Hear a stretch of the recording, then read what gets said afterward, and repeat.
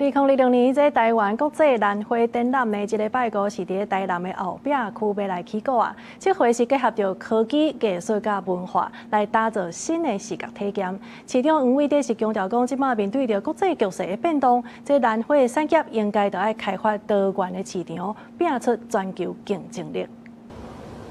江南无因此次咧布展准备，因为2026台湾国际兰展27要登场。今年以台湾盛会做主题，向伫咱台湾花卉的困境当中继续咧突破。今年也特地把整个科技、文化、艺术的这方面呢，借由不同的元素来做呈现，让整个兰展的一个氛围呢，能够更加的扩张。展览规划4大展区，兼加入 AI 智慧科技，浸水是影上佳。台南市长黄伟哲强调，兰展唔单单是小会盛会，更加是带动产销平衡。 稳定市场信心的重要平台，因希望透过展览提升咱本土兰花的能见度。有非常棒的让人家耳目一新的这个 AI 创作，但是主题还是人文，主题还是这个兰花，所以呢，可以让很多好朋友 能够看到真正台湾兰花的软实力。全球每6丛兰花就有1丛来自台南，销去美国、日本、加拿大等60外国家，展现台湾兰花的国际竞争力。不过，即阵当面对外部市场的波动和关税冲击，今年兰展嘛正做产业的重要平台。绝对配合政府的政策，其实政府的政策在这个过程当中也不断跟我们做了很多的沟通，也提出了很多相关辅导的这样的措施，或者在市场的其他市场的开阔。